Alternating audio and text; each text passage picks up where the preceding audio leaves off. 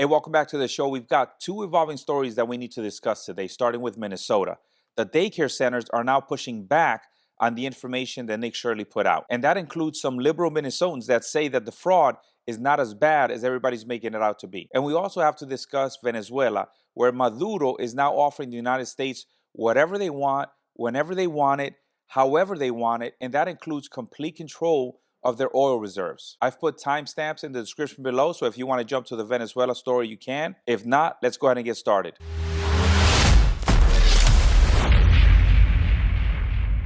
So let's go ahead and start with Minnesota, where James Comer and the House Oversight Committee have now called legislators, whistleblowers, and anybody that was involved with initially reporting the fraud to come testify to D.C. Lawmakers on the House Oversight Committee are demanding answers from Walz and other leaders of Minnesota over the fraud scandal that rocked that state. Kentucky Representative James Comer is leading the charge on Capitol Hill. He says on January 7th, the committee will hear directly from Minnesota state lawmakers who sounded the alarm on this fraud. Then on February 10th, he wants Governor Tim Walz and Minnesota Attorney General Keith Ellison to testify before the committee as well. Look, we all know that it's up in the air whether Tim Walz and Keith Ellison actually go. And if they do go, I think they're going to continue to say the same thing. Remember, Keith Ellison said that he wouldn't change anything about the way that he's handled all these fraud cases in the past. In other words, he pulled a Kamala. And when it comes to Tim Walz, he has always said that he'll take responsibility for enforcement, but he will not take responsibility for the actual fraud that occurred under his watch. But somehow the media continues to say that the Somalis are the victims. However, that is not what they're reporting on their website. And I'm going to show you that here in a second. But let's take a look at the first clip where they're saying that Somalis are the victims. What's going on here is very clear. It's a targeting of the Somalis. Everything seems to be about whether or not the people involved here are Somali. The white evangelical crowd who purports to uphold these Christian values are celebrating targeting communities because of their ethnicity and cutting off care to children. And it's not just racist and xenophobic. It's actually dangerous because what Donald Trump is doing in targeting this community, it's putting American citizens in danger. So basically in that clip, they're saying that the Somalis are the victims, that they're being targeted. But on their website, what they're reporting is that from 2022 to 2025, the Quality Learning Center or Learning Center, since they corrected the spelling, was cited for 121 violations. And that included having unqualified people running the daycare. And what they also reported was that the Quality Learning Center was set to receive $1.9 million in 2025. From 2019 to 2025, Quality Learning Center received over $10 million. But they're not reporting any of that on national television. On national television, they're claiming that the Somalis are the victims. But on their website, they're reporting the facts. Look, I know a lot of people give President Trump a lot of grief for the way he says things. And I'll be one of the first ones to tell you that he probably needs to have a little bit more eloquence whenever he speaks. I don't care how he says it.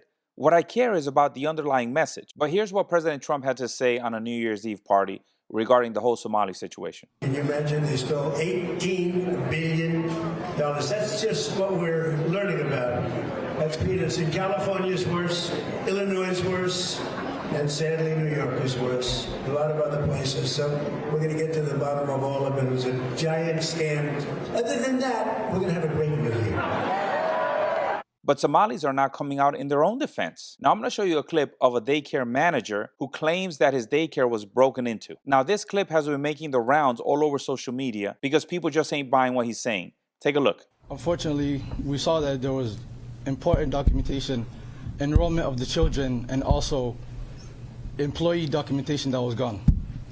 There were also checkbooks that were ripped from our check papers that were ripped from our book.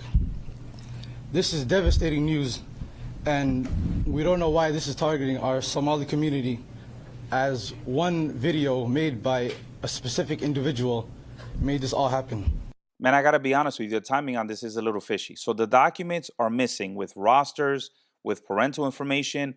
The checkbooks were torn up, but they weren't taken. This whole thing sounds a little bit fishy to me, especially since one of the requirements in order for them to receive funds is that they have to show proof.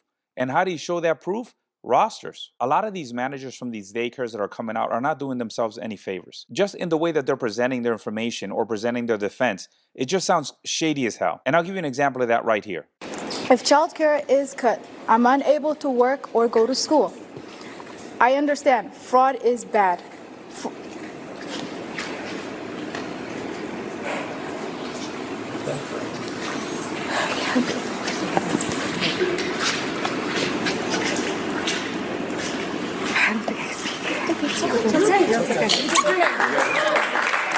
Well, that didn't go well. I don't think that was panic. I don't think that was nervousness. I just don't think she knew where to go with that. I think she kind of got stuck in her message. Let me tell you something. If I'm a daycare owner or a manager of a daycare, I'm going to come out and present the facts. It appears that they have trouble doing that. Remember, if you're not lying, there's not much that you need to memorize. It's the facts. But look, it's not just Somalis coming out in their defense. You have some liberals doing it as well. Take a look. And I do see some signs over here that say stop fraud, and I agree, stop it. There are wait lists for these programs that are years long. There is fraud, Oops. Thank you for verifying that fraud is actually occurring. I'm telling you, if these people came out and were being truthful, they wouldn't be stuttering over their words. And when it comes to that first manager in the clip, the police did show up, they took a report, but the police don't believe that vandalism actually occurred. I think one person that came out doing a great job of expressing the frustration that Americans feel right now, not just because of the fraud that's happening in Minnesota, but the fact that we now understand that that fraud is happening everywhere in the country. That's Caroline Leavitt, the White House press secretary. Take a look at what she said. This is a top priority for the administration. The Department of Justice, as we speak, is continuing to execute search warrants and subpoenas. People will be in handcuffs as a result of the fraud that Governor Walz has allowed to occur for many, many years. The Department of Homeland Security is conducting door-to-door investigations on the ground at potential fraud sites. We're also not afraid to use denaturalization. That's a tool at the President and the Secretary of State's disposal, and it's one this administration has previously used before. What are they hiding? Our entire administration is working around the clock to get to the bottom of it. The real question that Americans are asking themselves is, are people actually going to be held accountable? I'll tell you right now, if people aren't held accountable and we don't see a lot more people going to jail, it's going to be a huge black eye for the country. You know, I've been asked in the comments, what are Somalis around the country saying about the whole fraud scandal in Minnesota? Here's a small clip of that. Going out there to make a life and raise a family and be part of this member of the society, and to generalize the whole group because one person's action or few people's action is wrong to any society, any groups in this part of the world. I think the issue with this statement is the fact that it wasn't just a few Somalis. It was about 100. So if it was 100 that were charged in that scandal, Feed Our Futures, that was about 250 million, how many people do you believe are going to be charged once this whole thing comes to fruition? Look, what I'm hearing in the comments that you guys are posting on these videos is the fact that Americans are tired of working their butts off to pay taxes to only have others reap the rewards. It is especially bad when those funds are going overseas. And look, there are a ton of hardworking Somalis in this country who are professionals, who have adopted the principles of American culture and have assimilated into our society. As a matter of fact, here's a couple of them. I'm a Somali American doctor. I'm a Somali American risk manager. I am a Somali American ICU nurse. I am a Somali American police commander. Now, here's the issue with that. The numbers don't back up the claim that most Somalis are hardworking Americans. So let me go over some of the data for you. 42 to 44% of Somalis receive SNAP. 73% of Somali households have at least one member on Medicaid. 89% of Somali families with children receive at least one form of welfare benefit. And in case you're wondering what the national average is of Americans on SNAP, it's about 13 to 15%. 13 to 15% compared to 42 to 44%. That's a huge difference. Now, if you're wondering in the case of Somalis in Minnesota, how many of them receive some type of social welfare assistance, 70 to 80%. And look, I want to be clear here.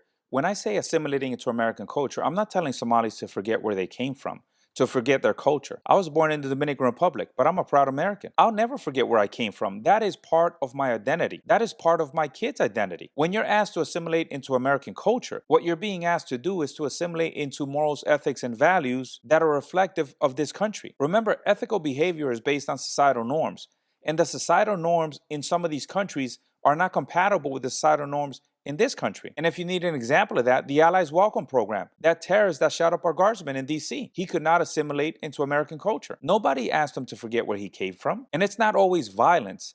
In these ravaged nations, it's commonplace for people to defraud the government. And if they're used to doing it over there and they see a weakness in the system here, what makes you think that they're not going to do it here as well? Especially when the only thing that they have to do is claim racism and they get away with it. Do you think that the race card works in Latin America or Africa? Look, this is not an indictment of a people. It's a reminder that integration requires a clear set of rules, enforcement, and civic education. But you have to want to assimilate. But look, I know there are some people out there that are itching at the bit to say, well, there are a ton of Hispanics on SNAP as well. The numbers aren't comparable.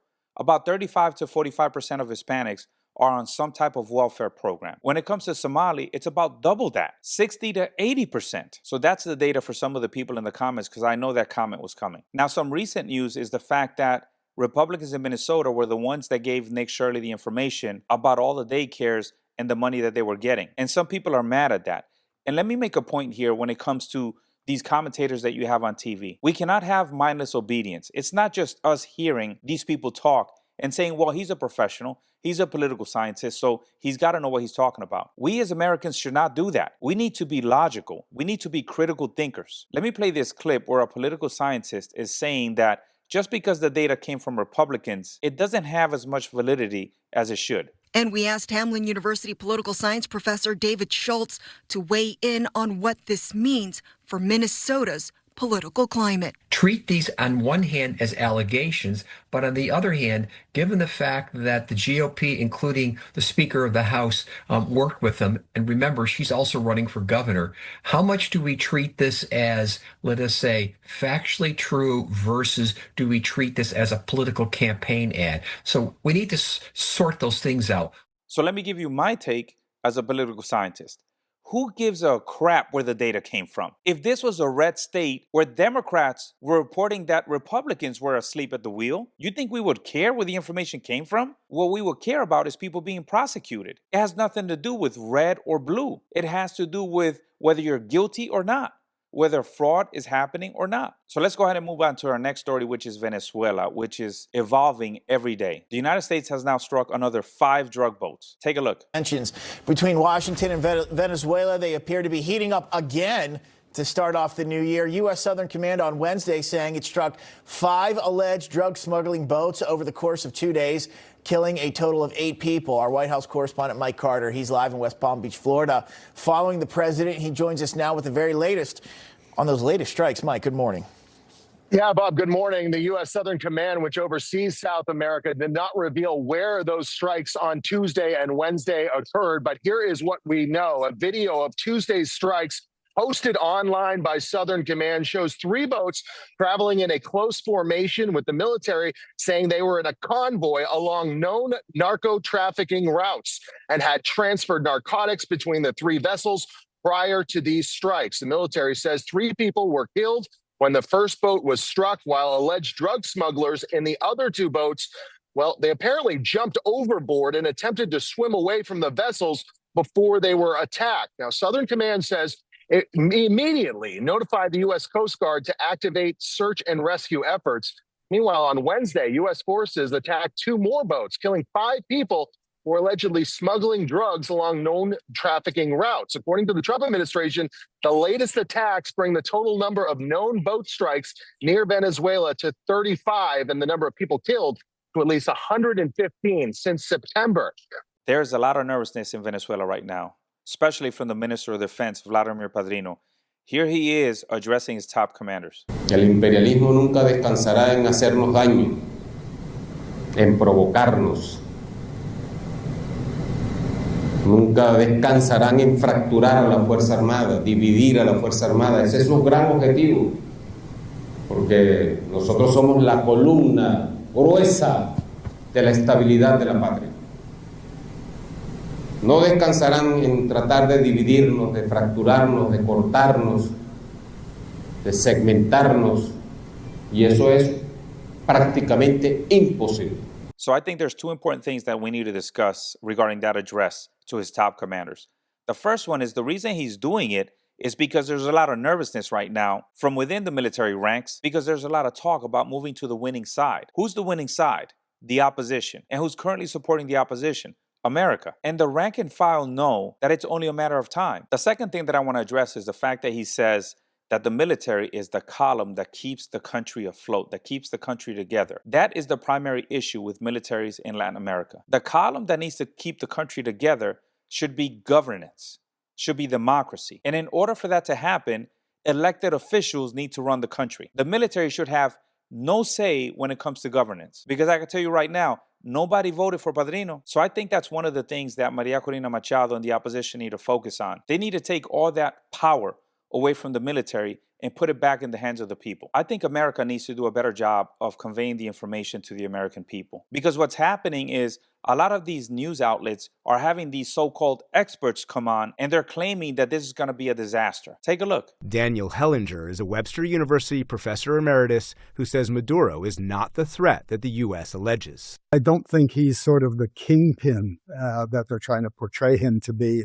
Venezuela does not traffic in fentanyl to any significant degree, and that most of what comes out of Venezuela is more likely to be marijuana or cocaine, and even that doesn't even come towards the United States. So what the professor is talking about there is information that everybody knows. We know fentanyl doesn't come from that part of the world. 97% of the precursor chemicals for fentanyl come from China. And then most of that product was being pushed through Mexico. What comes from that part of the region is cocaine. And I guess he thinks it's okay that cocaine comes from there. 95% of the world's cocaine comes from that region. Bolivia, Peru, Colombia. Those are the three primary producers of cocaine. So what the professor is saying, that it's okay for those drugs to come into our country? We know that Venezuela is a hub.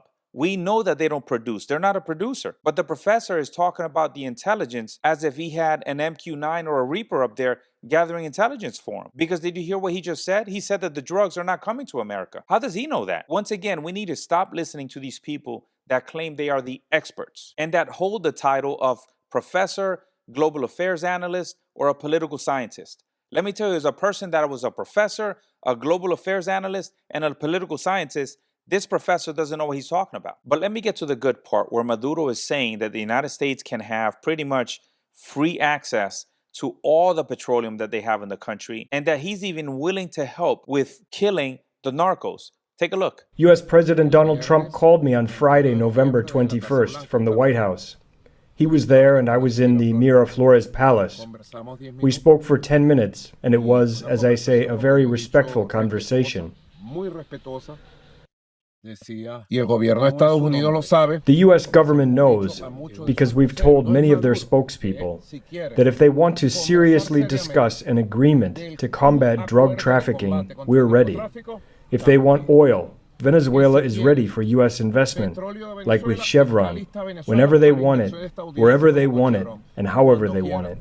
That right there is pure desperation. And the way that we've got him to this position is by putting the pressure that the Trump administration has put on the country as a whole. Have you noticed that he hasn't even publicly recognized the fact that we struck that loading dock? And the reason he hasn't done that is because he knows it's an embarrassment to him, especially since there's nothing he can do about it. He can't retaliate. One false move from Maduro, and that will be his end. That is all President Trump needs as justification to take him out. I think we need to keep an eye on what's happening in Venezuela, and that's probably something that I'm going to talk to you guys about a lot here in the coming weeks. So we'll see what happens and see how long Maduro actually lasts. Like, share, and subscribe. Until next time, stay balanced.